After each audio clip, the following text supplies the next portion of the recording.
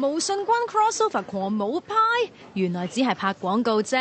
毛姐得到電影狂舞派嘅排舞師麥秋成幫佢排舞，睇見佢哋咁樣互笠高舞，就知道今次合作好愉快啦。感覺成跳得好好咯。毛姐學得好快啊！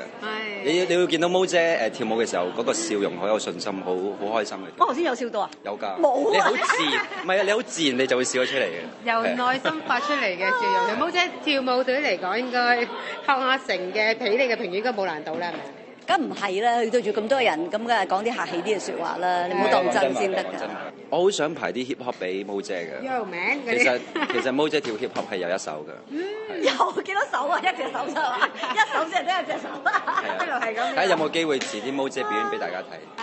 唉，毛姐咧，心臟病。hip hop 排多幾年啦。